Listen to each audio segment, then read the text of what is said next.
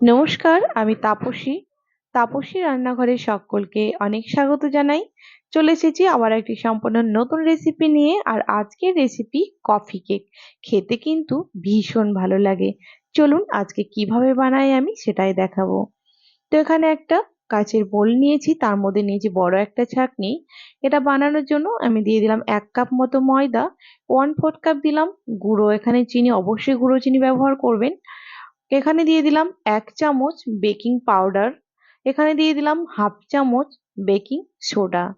Baking powder 1 চামচ, baking soda 1/2 চামচ। এবার ভালো করে চেলে নেব। তো দেখুন এখানে চেলে না হয়ে গেছে। এবার এই পাত্রটাকে আমি সাইড করে রেখে দেব। এবার আর একটা ছোট আমি বোল নিয়ে নিলাম, তার মধ্যে নিয়ে নিলাম 1/2 কাপ মতো দুধ। আর দুধটা একদম রুম টেম্পারেচারে থাকা। আর একটা এখানে 1 টেবিল চামচ আমি নিয়ে নিয়েছি কফি। এবার একটা হ্যান্ড ব্লেন্ডার দিয়ে ভালো করে ব্লেন্ড করে নেব। ভালো করে এখানে মিশিয়ে নেওয়া হয়ে গেছে। এবার এটাকে আমি সাইডে রেখে দেব। এবার আরেকটা আমি নিয়ে নিয়েছি মোল্ড, তাতে আমি নিয়ে নিলাম 1/4 কাপ মতো রেগুলার যে ইউজ করি রিফাইন্ড অয়েল, কিন্তু কোনো স্মেল থাকবে না। আর এখানে নিয়ে নিলাম 1/4 কাপ মতো, এখানে নিলাম কনডেন্স মিল্ক। এখানে কনডেন্স মিল্ক ব্যবহার করেছি এই কেকে, তার জন্যই কিন্তু আমি গুঁড়ো চিনিটা কম ব্যবহার করেছি, কারণ কনডেন্স মিল্ক কিন্তু অনেক মিষ্টি। আপনারা কিন্তু কনডেন্স মিল্কের বদলে গুঁড়ো দুধ দিয়ে দিতে পারেন, তবে এইরকম ভাবে করলে কেকটা কিন্তু ভীষণই ভালো হয়। তো কনডেন্স মিল্ক আর এখানে যে অয়েলটা দিয়েছি সেটাতে ভালো করে কিছুক্ষণ আমি ব্লেন্ড করে নেওয়ার পর এই যে কফি যে মিশ্রণটা দুধের সেটা দিয়ে দিলাম, অল্প একটুখানি রেখে দিয়েছি কারণ অনেক সময় ঝোলা হয়ে যেতে পারে। এবার দেখুন যে ময়দাটা আর আমি চিনির মিশ্রণ সবটা দিয়ে চেলে রেখেছিলাম সেটা এখানে অল্প অল্প করে দেব। আর একটা হ্যান্ড ব্লেন্ডার দিয়ে ভালো করে মিশিয়ে নেব। তো অল্প অল্প করে দিয়ে হ্যান্ড ব্লেন্ডার দিয়ে এখানে মিশিয়ে নিচ্ছি। তো যারা এখনো আমার চ্যানেলটিকে সাবস্ক্রাইব করেনি তাদের অনুরোধ জানাচ্ছি, যারা ইউটিউব থেকে দেখছেন তারা প্লিজ আমার চ্যানেলটিকে সাবস্ক্রাইব করবেন। আর পাশে থাকা বেল আইকনটি প্রেস করবেন যেন আমি নতুন ভিডিও আপলোড করার সাথে সাথে নোটিফিকেশন প্রথম আপনাদের কাছে পৌঁছে যায়। আর যারা ফেসবুক পেজ থেকে দেখছেন তারা প্লিজ আমার পেজটিকে ফলো করে দেবেন। দেখুন একদম ব্লেন্ডার দিয়ে খুব একটা জোরে নয়, আস্তে আস্তে এটাকে ভালো করে মিশ্রণটাকে মিশিয়ে নেব।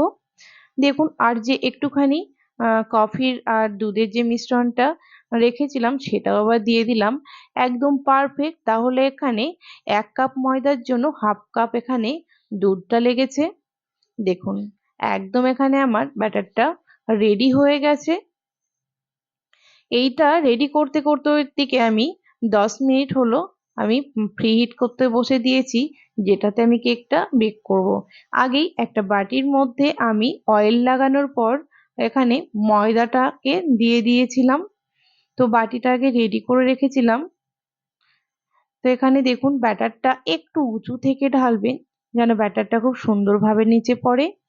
এবার বাটি থেকে পুরো ব্যাটারটা দিয়েছি, এবার 2-3 বার করে এটাকে ট্যাপ করে নিলাম। দেখুন একদম রেডি হয়ে গেছে। চলুন এবার এটাকে বসিয়েও দেব। যেহেতু ফ্রি হিট করে নিয়েছিলাম 10 মিনিট জোর আছে, এবার দিয়ে দিলাম। এবার একটা ঢাকনা দিয়ে আমি ঢেকেও দেব লো টু মিডিয়ামে। দেখুন ঠিক এইরকম ভাবে আছে আমি রেখে দেব 35 মিনিট। 35 মিনিট হয়ে গেছে। দেখুন কেকটা কিন্তু খুব সুন্দরভাবে ফুলে উঠেছে। আর চলুন এখানে একটা কাঠি দিয়ে দেখেও নিই। দেখুন দেখেই বুঝতে পারছেন একটুও কিন্তু লেগে নেই। তাহলে কেকটা আমার রেডি হয়ে গেছে। এবার এটাকে নামিয়েও নেব। নামিয়ে নিয়েছি আর দেখুন কতটা সুন্দর হয়ে কেকটা ফুলে উঠেছে। দেখুন চলুন ঠান্ডা করে নেব, তারপরে এই কেকটাকে কেটেও নেব, কারণ এখন ভীষণ গরম আছে। ঠান্ডা হয়ে যাবে যখন কেকটা তখন কেটে নেব। দেখুন এখানে কেকটা একদম সম্পূর্ণ ঠান্ডা হয়ে গেছে। এবার সাইডটা একটুখানি ছাড়িয়ে দিচ্ছি, তাহলে খুব সহজেই কেকটা কিন্তু প্লেটের মধ্যে নেমে আসবে। দেখুন সাইডটা একটু ছাড়িয়ে দিলাম। চলুন এবার একটা প্লেটের মধ্যে কেকটাকে নামিয়েও নিই।